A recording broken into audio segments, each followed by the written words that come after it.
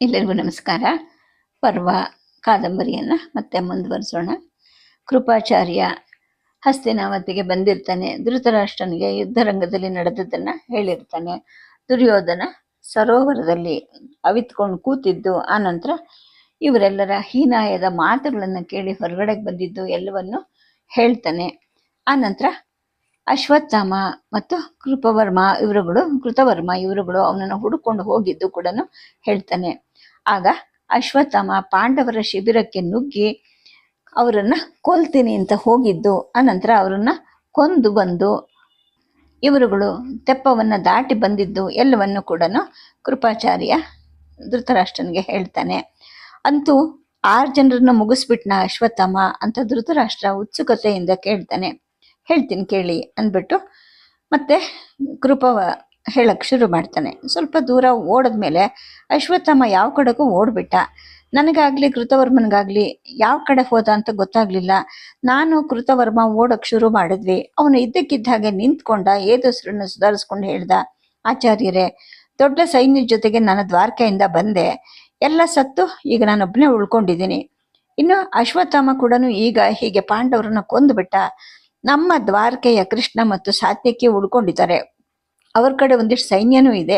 ಈ ಕತ್ಲಲ್ಲೇನೋ ನಾವು ಸಿಕ್ಕು ಬೀಳೋದಿಲ್ಲ. ಆದರೆ ಬೆಳಗಾದ ತಕ್ಷಣ ಅವರು ನಮ್ಮನ್ನು ಹುಡುಕಿಸ್ತಾರೆ. ದುರ್ಯೋಧನ ಕಡೆಗೆ ಉಳಿದಿರೋರು ನಾವು 3 ಜನ ಮಾತ್ರ ಅಂತ ಅವ್ರಿಗೆ ಗೊತ್ತಿದೆ. ನಾನು ಈಗಿಂದೀಗಲೇ ಓಡ್ಬಿಡ್ತೀನಿ. ಹೇಗಾದ್ರೂ ದ್ವಾರಕೆ ತಲುಪಿ ಬಲರಾಮನ ಮೊರೆ ಹೋಗ್ತೀನಿ ಅಂತ ಹೇಳಿಬಿಟ್ಟು ಓಡೇ ಬಿಟ್ಟ. ಯಾವ ದಿಕ್ಕಿಗೆ ಅಂತ ನನಗೆ ಗೊತ್ತಾಗ್ಲೂ ಇಲ್ಲ. ಗಾಢ ಕತ್ತಲು ಎಲ್ಲ ಕಡೆನೂ ತುಂಬ ಬಿಟ್ಟಿತ್ತು. ಅಲ್ಲದೆ ನನಗೆ ಮುದಿ ಕಣ್ಣುಗಳು. ಜೊತೆಗೆ ನನ್ನ ಈ ಇಳಿ ವಯಸ್ಸಲ್ಲಿ ಓಡೋಕ್ಕೆ ಸಾಧ್ಯನಾ? ಸುಮ್ಮನೆ ಕೂತ್ಬಿಟ್ಟಿದ್ದೆ. ಅಲ್ಲೇ ಮಲ್ಕೊಂಡ್ಬಿಡ್ಬೇಕು ಅನಿಸಿತ್ತು. ಆದರೆ ಚಳಿ ಕೊರತ ಹತ್ತಿ ಸತ್ತೇ ಬಿಡ್ತೀನಿ ಅನ್ನೋ ಭಯ. ಹಾಗಾಗಿ ನಾನು ಮಲಗಲಿಲ್ಲ. ಮಲ್ಕೊಂಡಿದ್ದವರನ್ನ ಅವ್ರು ನಮ್ಮ ಶತ್ರುಗಳೇ ಆಗಲಿ, ಅವನನ್ನ ಕೊಂದಲ್ಲ ಈ ಅಶ್ವತ್ಥಾಮ, ಅದು ಇವನು ನನಗೆ ಅಳಿಯ. ಎಂತಹ ಹೀನ ಅಂತ ನನಗನ್ನಿಸ್ತು ಅಂತ ಕೃಪಾಚಾರ್ಯ ಹೇಳ್ತಾನೆ. ಅಂದರೆ ಶತ್ರು ಸಂಹಾರ ಆಗಿದ್ದಕ್ಕೆ ನಿನಗೆ ಸಂತೋಷ ಇಲ್ವಾ ಆಚಾರ್ಯ ಅಂತ ಧೃತರಾಷ್ಟ್ರ ಚಟಪಟ ಅಂತಾನೆ. ಆಗ ಕೃಪಾಚಾರ್ಯ ಹೇಳ್ತೀನಿ, ಸಂಹಾರದಲ್ಲೂ ಕೂಡ ಒಂದು ಕ್ರಮ ಇರಬೇಕು. ಅಲ್ಲೇ ಕೂತಿದ್ದೆ ನಾನು. ಪಾಂಡವರ ಶಿಬಿರದ ಕಡೆಗೆ ನೋಡ್ತಾ ಕೂತಿದ್ದೆ. ಸ್ವಲ್ಪ ಹೊತ್ತಿಗೆನೆ ಸೂಡಿಗಳ ಓಡಾಟ ಅಲ್ಲಿ ಕಾಣಿಸ್ತು. 18 ಸೂಡಿಗಳು ಹೊರಟವು. 18 ಭಾಗಗಳಾಗಿ ಚದುರಿದ್ವು. ಒಂದು ಸೂಡಿ ನನ್ನ ಕಡೆಗೆ ಬರ್ತಾ ಇತ್ತು. ನಾನು ಎದ್ದು ನಿಂತ್ಕೊಂಡೆ. ಸೂಡಿ ಹಿಡ್ಕೊಂಬಂದಿದ್ದು ಭೀಮ ಆಗಿದ್ದ. ನನ್ನ ಎದೆ ನಡ್ಗಕ್ಕೆ ಶುರು ಆಯಿತು. ಭೀಮನಿಗೇನು ನಾನು ಹೆದರೋದು ಬೇಕಾಗಿರಲಿಲ್ಲ. ಯಾಕೆಂದರೆ ಅವನೇನು ನನ್ನ ಶತ್ರುನೇ ಅಲ್ಲ. ಆರಂಭದ ದಿಶೆಯಲ್ಲಿ ನನ್ನಿಂದ ವಿದ್ಯೆ ಕಲ್ತಿದ್ದನು. ನನ್ನ ಶಿಷ್ಯ ಅವನು. ಆದರೆ ಈಗ ತಾನೇ ಕತ್ತರಿಸ್ಕೊಂಡು ಸತ್ತಿದ್ದ ಭೀಮ ಇಷ್ಟು ಬೇಗ ಹೇಗೆ ಪ್ರೇತವಾಗಿ ಬಂದ ಅಂತ ನಾನು ಅಂದ್ಕೊಂಡೆ. ನನಗೇನೆ ಭಯದಿಂದ ಸಾಯೋ ಹಾಗಾಗಿತ್ತು. ಆದರೆ ಅವನು ನನ್ನನ್ನು ಗುರುತು ಹಿಡ್ದ. ಆಚಾರ್ಯರೇ, ಯಾರದು ನಮ್ಮ 5 ಮಕ್ಕಳು ಮತ್ತು ದುಷ್ಟದ್ಯುಮ್ನರನ್ನು ಕೊಂದವರು? ನಿಜ ಹೇಳಿ, ನೀವಂತ ಕೆಲಸ ಮಾಡೋದಿಲ್ಲ ಅಂತ ನನಗೆ ಗೊತ್ತು ಅಂತ ಅಂದ. 5 ಮಕ್ಕಳನ್ನ ನೀವು 5 ಜನವ ಕ್ಷೇಮನ ಅಂತ ನಾನು ಕೇಳಿದೆ. ದುರ್ಯೋಧನನ್ನ ಕೊಲ್ಲದೆ ಬಿಟ್ಟ ನನ್ನ ಅವಿವೇಕಕ್ಕೆ ಎದೆ ಬಡ್ಕೋಬೇಕಾಗಿದೆ. ಅವನದೇ ಕೆಲಸ ಇದು. ಯಾವ ಕಡೆ ಹೋದ ಅವನು ಅಂತ ಹೇಳಿಬಿಟ್ಟು ಭೀಮ ಗರ್ಜಿಸ್ದ. ದುರ್ಯೋಧನ ಎಲ್ಲಿ ಹೋದ್ನೋ ಗೊತ್ತಿಲ್ಲಪ್ಪ. ನಿಮ್ಮ ಶಿಬಿರಕ್ಕೆ ಹೋಗಿ ಕೊಲೆ ಮಾಡಿದವನು ಅಶ್ವತ್ಥಾಮ. ನಾನು ಮತ್ತು ಕೃತವರ್ಮ ಬೇಡ ಅಂತ ಹೇಳಿದ್ವಿ, ಆದರೆ ಕೇಳಲಿಲ್ಲ ಅವನು. ಈ ಕತ್ಲಲ್ಲಿ ನನಗೆ ಕಣ್ಣು ಕಾಣೋದಿಲ್ಲ. ಈಗ ಸ್ವಲ್ಪ ಹೊತ್ತಲ್ಲಿ ತಾನೇ ಇಲ್ಲೇ ಎಲ್ಲೋ ಓಡ್ಬಿಟ್ಟ ಅವನು. ಕೃತವರ್ಮ ದ್ವಾರಕೆಗೆ ಹೋಗ್ತೀನಿ ಅಂತ ಅವನು ಓಡ್ದ ಅಂತ ಹೇಳಿದೆ. ತಕ್ಷಣ ಭೀಮ ಎಲ್ಲ ದಿಕ್ಕಲ್ಲೂ ಓಡಿ ಹುಡುಕ್ತಿದ್ದ ಸೂಡಿಯವ್ರಿಗೆ ಕೇಳಿಸೋ ಹಾಗೇನೆ ಅಶ್ವತ್ಥಾಮನ ಹಿಡೀರಿ ಅಂತ ಕೂಗ್ತಾ ಸೂಡಿ ಹಿಡಿದು ಅಲ್ಲಿಂದ ಓಡ್ದ. ಮುಂದೇನಾಯ್ತು ನನಗೆ ಗೊತ್ತಿಲ್ಲ. ನಿನ್ನೆ ಬೆಳಕ ಹರಿಯೋವರೆಗೂ ಅಲ್ಲೇ ಕೂತಿದ್ದು. ಆನಂತರ ಈ ಕಡೆಗೆ ಬಂದೆ. ದಾರಿಯಲ್ಲಿ ಯಾರೋ ಬೇಟೆಗಾರರು ಒಂದಷ್ಟು ಮೊಲದ ಮಾಂಸವನ್ನು ಕೊಟ್ಟರು. ಅದನ್ನು ತಿಂದೆ ಅಂಥೇಳಿ ಕೃಪಾಚಾರ್ಯ ಹೇಳ್ತಾನೆ. ಧೃತರಾಷ್ಟ್ರ ಏನು ಮಾತಾಡೋದಿಲ್ಲ. ಗಾಂಧಾರಿನೂ ಮೌನವಾಗಿ ಮಲ್ಕೊಂಡಿರ್ತಾಳೆ. ಇನ್ನು ಮತ್ತೆ ಯುದ್ಧದ ಶಿಬಿರದ ಕಡೆಗೆ ಬರೋಣ. ಈ ಕಡೆ ಪಾಂಡವರ ಶಿಬಿರ ಇದು. ಇಡೀ ಶಿಬಿರವನ್ನು ಕಿತ್ತು ಬಿಟ್ಟಿರ್ತಾರೆ. ಅದರ ಕವೆ ಬೊಂಬೆಗಳನ್ನು ಮೇಲುಭಾಗದ ದಿಣ್ಣೆಯಲ್ಲಿ ದೊಡ್ಡ ಚಿತೆಯಾಗಿ ಒಟ್ಟಿರ್ತಾರೆ.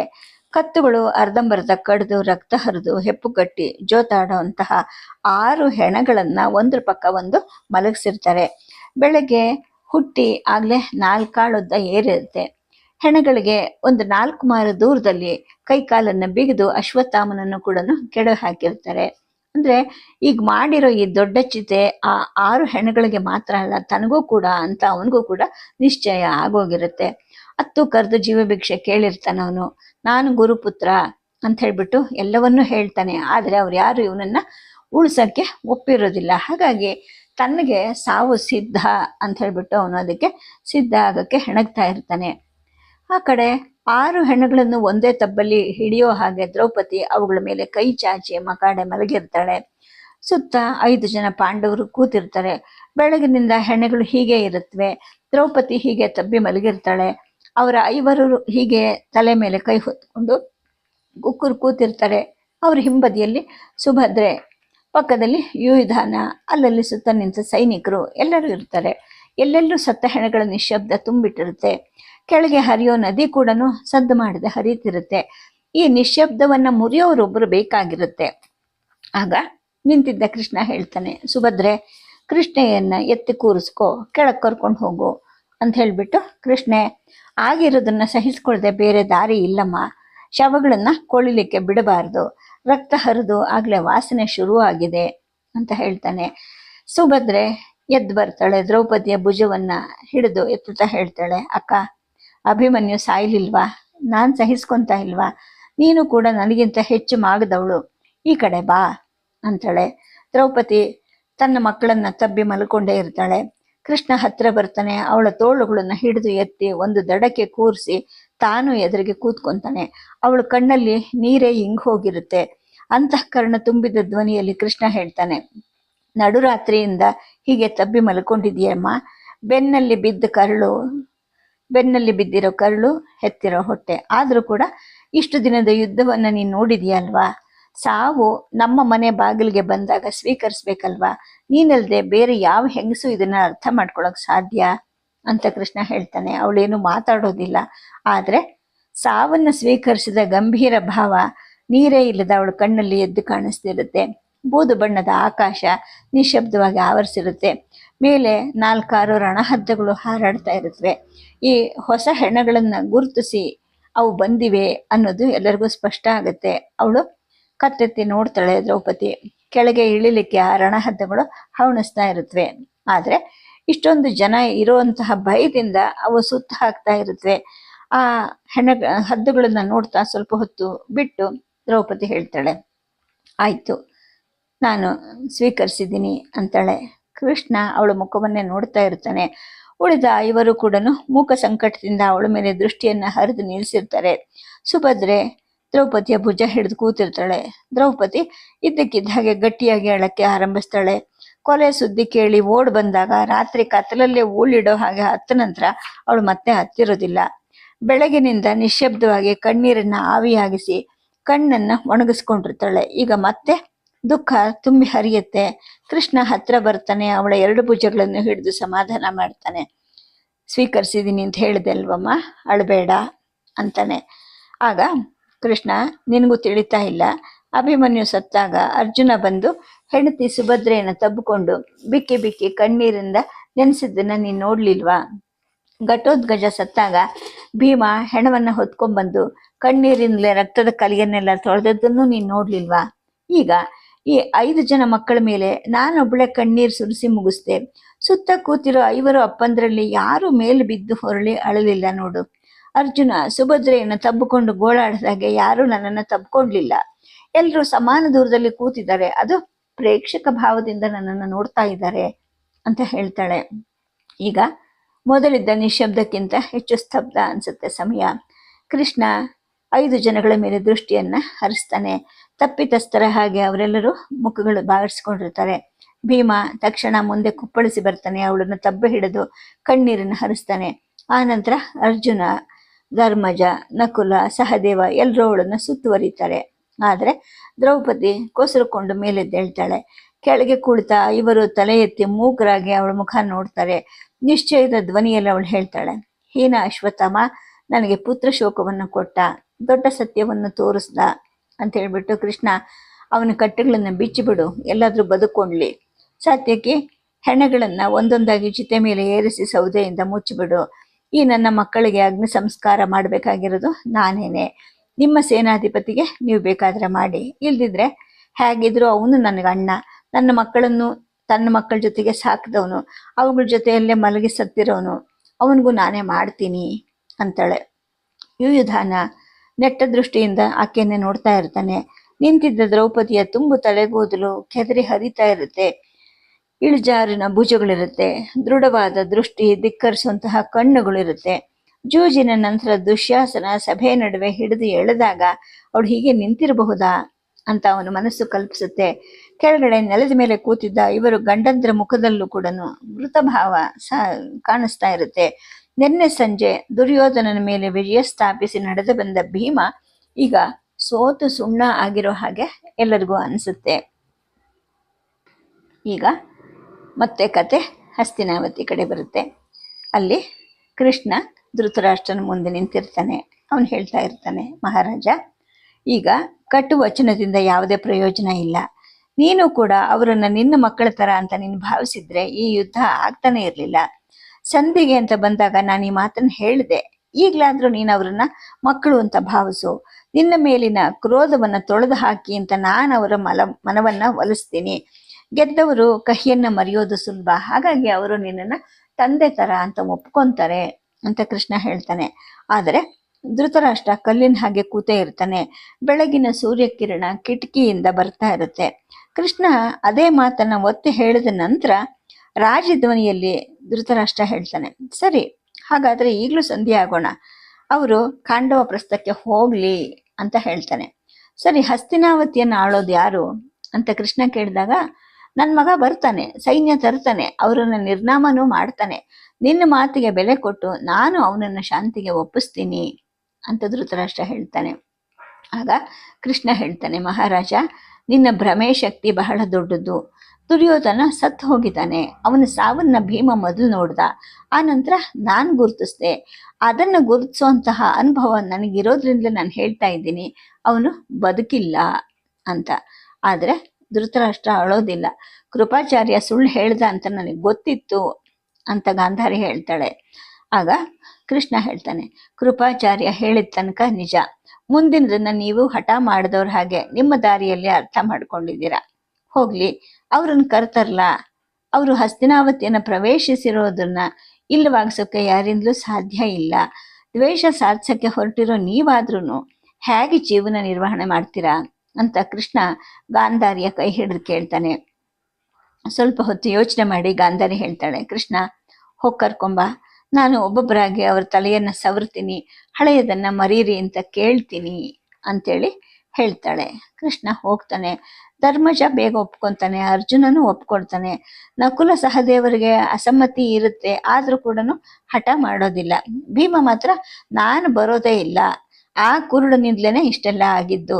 ಯುದ್ಧಕ್ಕೆ ಮುಂಚೆನೆ ನಾನು ಅವನಿಗೆ ನಮಸ್ಕರಿಸಿರ್ಲಿಲ್ಲ, ಗೆದ್ದ ಮೇಲೆ ನಾನ್ಯಾಕೆ ಅವನ ಕೈ ಮುಗಿಬೇಕು? ಹಿರಿಯನಾದ ಅಂದ ತಕ್ಷಣಕ್ಕೆ ಅವನು ಪೂಜ್ಯ ಆಗ್ಬಿಡ್ತಾನ ಅಂತ ಹೇಳ್ಬಿಟ್ಟು ಕೃಷ್ಣನ ಮೇಲೆ ರೇಗ್ತಾನೆ. ಕೊನೆಗೆ ಕುಂತಿ ಅವನನ್ನ ಒಪ್ಪಿಸ್ತಾಳೆ. ಹಾಗಾಗಿ ಅವನು ಕೂಡ ಧೃತರಾಷ್ಟ್ರನನ್ನ ಭೇಟಿ ಮಾಡಕ್ಕೆ ಒಪ್ಕೊಂಡು ಹೊರಡ್ತಾನೆ. ಕೃಷ್ಣ ಹೇಳಿದ ಹಾಗೆ ಕುಂತಿನೂ ಹೊರಡ್ತಾಳೆ. ದ್ರೌಪದಿನೂ ಮೂಕಿ ಹಾಗೆ ಅವರನ್ನ ಅನುಸರಿಸಿ ಬರ್ತಾಳೆ. ವಿದುರನು ಜೊತೆಗೆ ಬರ್ತಾನೆ. ಮೊದಲು ಕೃಷ್ಣ, ಆನಂತರ ಒಬ್ಬರಾಗಿ ಐವರು, ಆನಂತರ ಸಾತ್ಯಕಿ, ಕುಂತಿ, ದ್ರೌಪದಿ, ಕೊನೆಗೆ ವಿದುರ, ಇವರುಗಳು ಪ್ರವೇಶಿಸ್ತಾರೆ. ಆಗ ಅಲ್ಲಿದ್ದ ಒಬ್ಬ ದಾಸಿ ವಿದುರನನ್ನ ಕೈ ಸನ್ನೆ ಮಾಡಿ ಸ್ವಲ್ಪ ದೂರ ಕರ್ಕೊಂಡು ಹೋಗಿ ಪಿಸು ಮಾತಲ್ಲಿ ಹೇಳ್ತಾಳೆ, ಚಿಕ್ಕಪ್ಪ, ನಾನು ಹೇಳ್ದೆ ಅಂತ ನೀವು ಯಾರಿಗೂ ಹೇಳ್ಕೊಡ್ದು, ಒಂದು ಮಾತಿದೆ ನಿಮ್ಮ ಹತ್ರ ಹೇಳೋದು ಅಂತ ಹೇಳಿದಾಗ, ನನ್ನ ಕಿವಿಗೆ ಬಿದ್ದ ಯಾವ ಮಾತುಗೋ ನಾಲಿಗೆಯಿಂದ ಹೊರಬರುವಂತಹ ಜಟ ಇಲ್ಲ, ಹೇಳಮ್ಮ ಅಂತ ವಿದುರ ಹೇಳ್ತಾನೆ. ಈಗ ತಾನೇ ಬಂದಿದ್ನಲ್ಲ ಆ ಮುಂದುಗಡೆ ಮಹಾರಾಜ ಕೃಷ್ಣ ಅಂತ, ಅವನು ಹೋದ ತಕ್ಷಣ ಮಹಾರಾಜ ಒಂದು ಚೂರಿಯನ್ನು ತರಿಸ್ಕೊಂಡು ತನ್ನ ಕಂಬಳಿ ಒಳಗಡೆ ಇಟ್ಕೊಂಡಿದ್ದಾನೆ.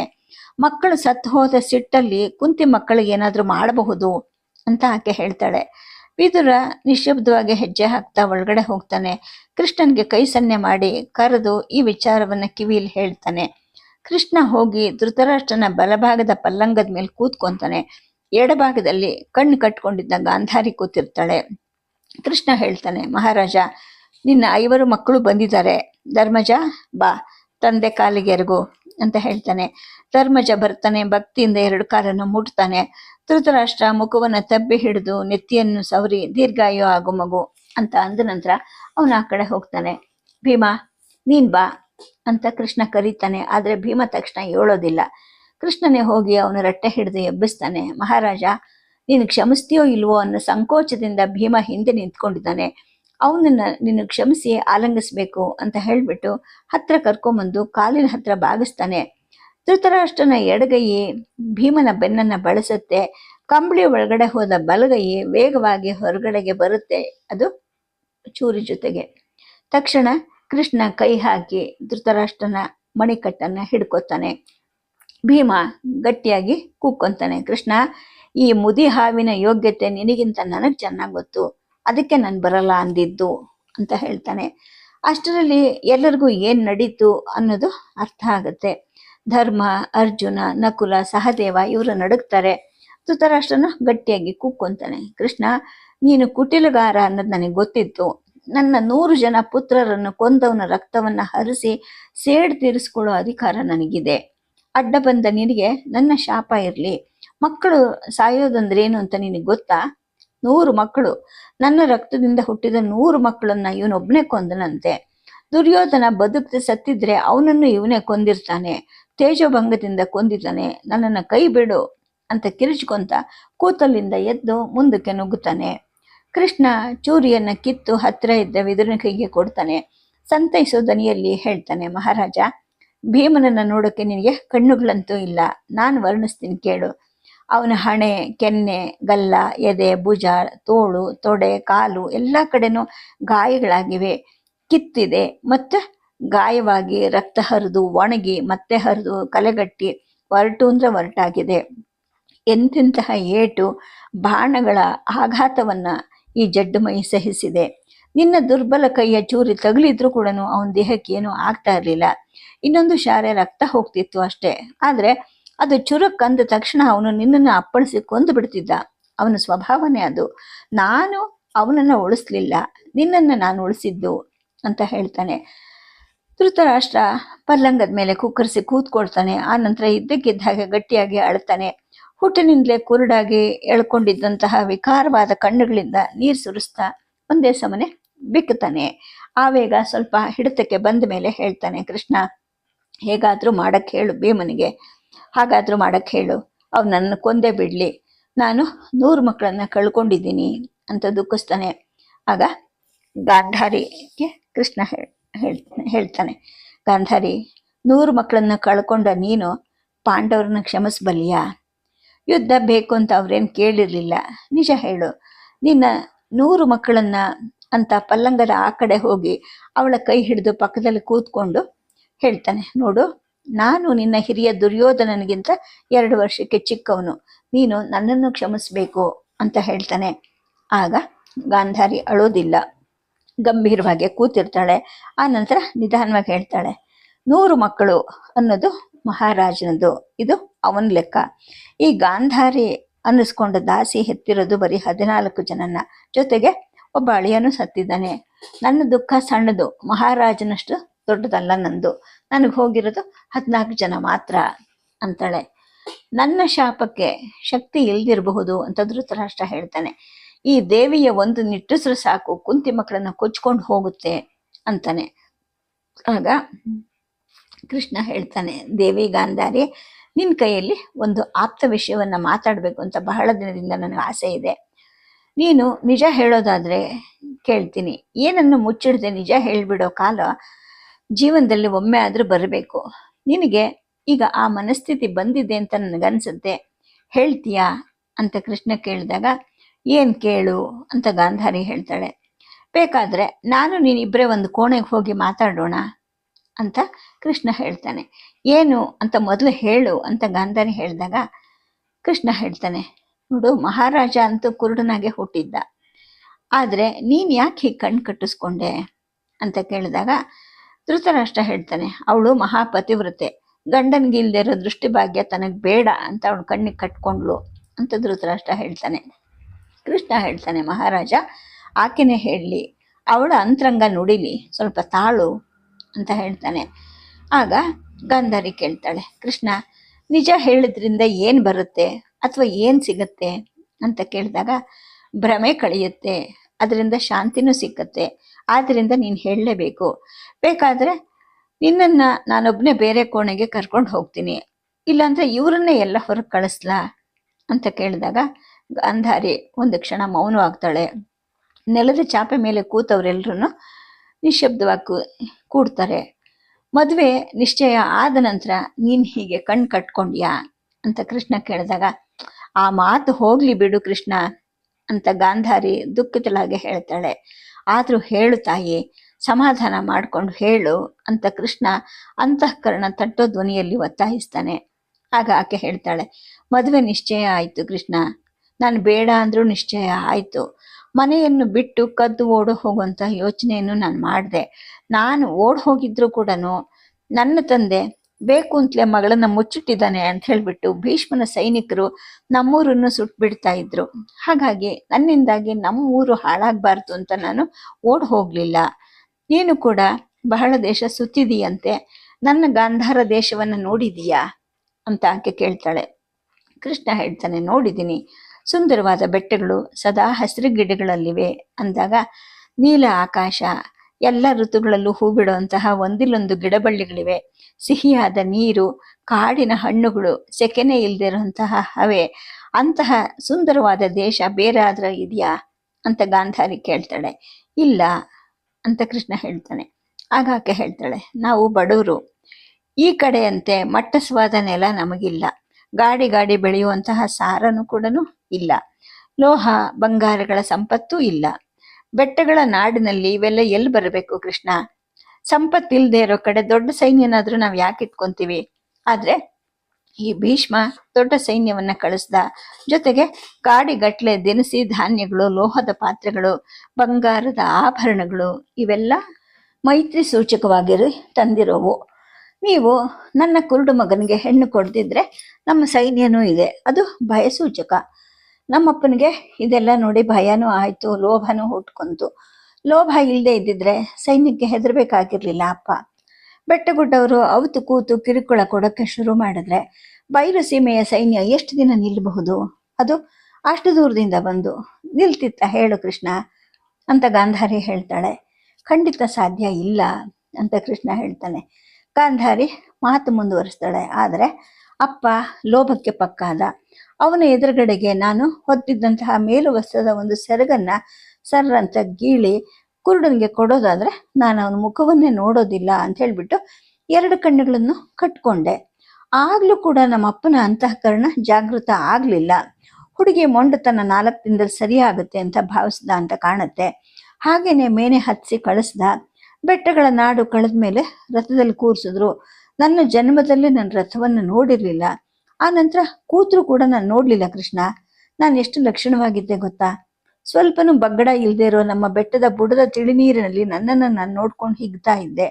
ನನ್ನ ಗೆಳತಿಯರು ಕೂಡ ನನ್ನನ್ನು ಆಧರಿಸಿ ಕನಸಿನ ಕತೆ ಹೆಣಿತಾ ಇದ್ರು. ಅಲ್ಲಿಗೆ ಮುಗೀತು ನನ್ನ ರೂಪ. ಆಮೇಲೆ ನಾನು ಯಾವತ್ತೂ ಅದನ್ನು ನೋಡ್ಕೊಂಡ್ಲಿಲ್ಲ. ನೋಡೋವಂತಹ ಗಂಡನು ನನಗೆ ಸಿಕ್ಕಲಿಲ್ಲ. ರೂಪ ತಿಳಿಯದ ಗಂಡನಿಗೆ ನಾನು ಸಿಕ್ಕದೆ. ಆನಂತರ ಏನಾಯ್ತು? ಬೇಗ ಬಸರಾಗ್ಲಿಲ್ಲ ಅಂದ್ಬಿಟ್ಟು ಭೀಷ್ಮ ಚಟಪಟ ಮಾಡ್ತಾ ಇದ್ದ. ನನಗದೆಲ್ಲ ಗೊತ್ತಾಗ್ದು, ಈ ಗಂಡನಿಗೂ ಗೊತ್ತಾಗ್ದು. ಆ ನಂತರ ಈ ಗಂಡನಿಗೆ ಒಬ್ಬ ದಾಸಿ ಹೇಳ್ಕೊಟ್ಲಂತೆ. ಆಮೇಲೆ ನಾನು ಕೂಡ ಮಕ್ಕಳನ್ನ ಹೆರಕ್ಕೆ ಆರಂಭಿಸ್ದೆ. ಒಂದಾದ್ಮೇಲೆ ಒಂದ್ರಂತೆ, ಅದಾದ್ಮೇಲೆ ಮತ್ತೊಂದ್ರಂತೆ. ಅದ್ರ ಜೊತೆಗೆ ಅರಮನೆ ದಾಸಿಯರು ಕೂಡ ಹೆರಕ್ಕೆ ಶುರು ಮಾಡಿದ್ರು.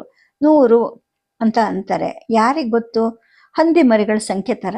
ನಾನು ಹೆತ್ತಿದ್ದು ಮಾತ್ರ 14, ಮೇಲೊಬ್ಬ ಮಗಳು ಅಂತ ಗಾಂಧಾರಿ ಮಾತನ್ನ ನಿಲ್ಲಿಸ್ತಾಳೆ. ಅಂದ್ರೆ ಇಲ್ಲಿಗೆ ಬಂದು ಎಲ್ಲ ನಿಲುಗಡೆ ಆದ್ಮೇಲೆ ನೀನ್ ಯಾಕೆ ಕಣ್ಣು ಪಟ್ಟಿಯನ್ನು ಕಿತ್ತು ಹಾಕ್ಲಿಲ್ಲ ಅಂತ ಕೃಷ್ಣ ಕೇಳಿದಾಗ, ಕೃಷ್ಣ ಇದೇ ನಿಜವಾದ ನಿಜ, ಹೇಳ್ಬಿಡ್ತೀನಿ ಕೇಳು. ಇಲ್ಲಿಗೆ ಬಂದನಲ್ವ ನಾನು, ಭೀಷ್ಮನ ಆದಿಯಾಗಿ ಎಲ್ಲರೂ ನನಗೆ ದೇವಿ ಪಟ್ಟವನ್ನ ಕಟ್ಟಿಬಿಟ್ರು.